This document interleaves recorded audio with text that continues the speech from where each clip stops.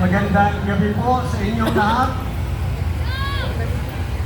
Magandang gabi po sa inyong lahat. Okay pa ba kayo dyan? O sige, tignan natin kung okay pa kayo. Mabuhay ang Pilipino! Mabuhay ang Pilipinas! Alright. Anong ko sa inyo? Tanga ba ang Pilipino? Hindi ko madinig. Tanga ba ang Pilipino? Pipi ba ang Pilipino? Tama yan.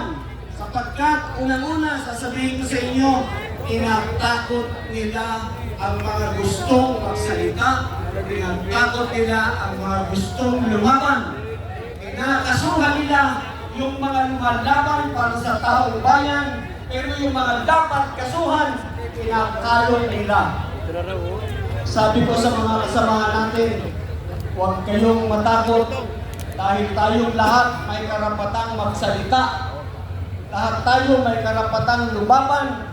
Lahat tayo may karapatang manindigan. Bakit tayo nandito? Para sa katotohanan, para sa pananagutan. Ako, para sa mga batang nalunod sa baha na walang laban dahil sa kasakiman. Yung mga ama na hindi na uuwi, yung mga kapatid na hindi na makikita muli, hindi nyo na madidinig, hindi nyo na mayayakap. Walang laban. Nandito ako para sa kanila, para ipaglaban sila katulad nila ninyo. Pinapatahimik tayo. Niloloko tayo. Balikan natin yung sinabi ni Kong Mike tungkol kay Gutesa. Ngayong si Gutesa ay mayroon ng bagong salaysay. Wala na bang silbi ang una niyang salaysay? Mabisa pa po iyon. Hindi po yun nagbago. Kung ano yung una niyang sinabi, yun pa rin yun. Lalo na sinigundahan siya ni Saldico. Alright, corroborated yung kanyang statement. Natatakot na sila kaya ganyan ang ginagawa nila. Ngayon, kaya sila dribble ng dribble para magawa nila yung pagtatakip na gusto nilang gawin. Bakit dribble? Merong pagdinig sa Senado. Merong pagdinig sa ICI.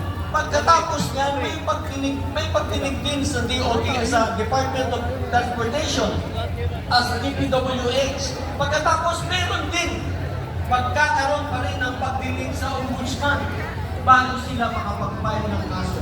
Ang haba ng dribble, may kaso agad, walang pang kaso yung mga dapat kasuhan. Pero yung katulad ni General Pokis, kinasuhan na. Inciting to sedition daw hindi kami pagkakamali ng mga gawa niya sapagkat kami sa United People's Initiative ang pinalalaban namin ay ang pagdalang sa saligang batas. Sunod sa saligang batas ang pagkatanggol sa saligang batas. Kaya hindi kami magkakamali na tawagin kayo at hikayatin kayo na tayo ay mag-overthrow ng gobyerno ito. Pwede natin sabihin, Marcos,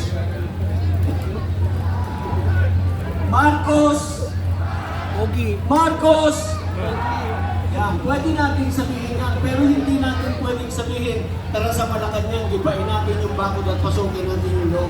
Yun, exciting. Pero hindi natin gagawin yun. Mag-resign siya dahil yun ang gusto ng taong bayan.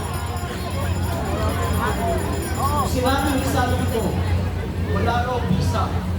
Kasi hindi siya pa nagkasupan. Pero ang importante, resign na siya, sabi na siya, kung sino-sino ang mga involved sa palitinang tatlo pa yung kanilang mga salita.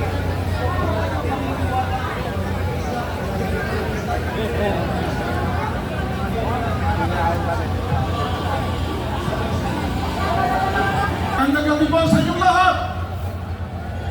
Kamusta po kayo? Nagdurusa. Narito tayo ngayon para ipahayag ang dating pahayag sa mga taong namumuno sa atin. Ang United People's Initiative po ay binuo natin dahil sa mga nangyayari sa bayan natin tulad dito. Ang United People's Initiative ay nagsusulong ng mga tigayin para sa kabutihan ng ating bayan. Mayroong mga nagsasabi sa akin na ako po daw ay nabuo nito dahil ito ay may political na intensyon. Ang United People's Initiative po ay isang movement, isang kilusan na non-partisan, non-political, non-violent at sumusunod sa ating batas. Dinasuhan po ako na sabi ng General Garcia dahil sa paglalaan mo ng mga katotohanan. Wala po sa akin yun. Handa ho akong makasuhan, handa ho akong makulong, handa rin akong patayin. Iniyalay ko ang buhay ko sa ating bayan. Sinasabi nila, ako daw po ay Duterte. Ginagawa po natin itong mga protestang ito dahil gusto natin umupo ang presidente, si Vice President Duterte. Totoo po, tumulong po ako sa kampanya ni President Duterte noong 2015.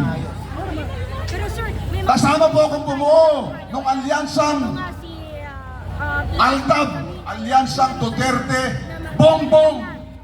Hindi ho alyansang Duterte Cayetano, alyansang Duterte, Bongbong Marcos noong 2016 election. Noong 2022 election, ito ang nakarang election sa presidente. Mga kaibigan ko po, mga sibilyan, mga military, mga volunteers po, binuo namin ang BBM 2.0 sa kanyang kampanya. Agosto pa lang po ng 2015, nag-umpisa na kami mag-organisa.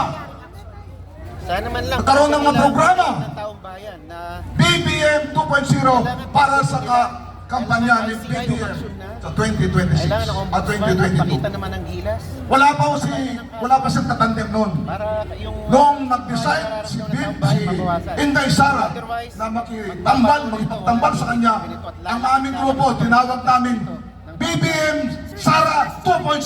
Sahi mo na lang sa mga kababayan natin na Kaya sinasabi lang Duterte ko, hindi ho. ng mga bahay sa Ang ginagawa natin ho dito, wala akong kasamang politika. Ganyan ho ang UPI. Pinatunayan po namin ito ng maraming beses. mga ganitong kilusan. Patunayan po. Kilusan. Ang Minsan lang po kami nakita ni Bibi Sara nung kampanya ni President ni Mayor Rodrigo Duterte seditious noong 2015. Hindi ho kami nag-uusap, dito ho kami nagkita. para isigaw po Machicheck nila yan ng taong bayan. sa technology na yun. Maraming salamat po. Kaya itong ginagawa ng UPI, hindi po ito, advocacy po ito.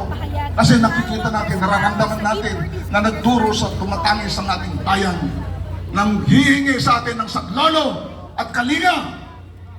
Samantala marami sa atin nang naglugmok sa kahirapan. Maraming walang makain, nagugutom. Maraming nangangamatay, nalulunod sa baha. Nasisira ng pananim, nawawalan ng hanap buhay. Itong mga pera ng tambayan, ginagamit nila sa kanilang sa pansarili. Ninanakaw nilang pera natin na sana yung mga pera na yun ay para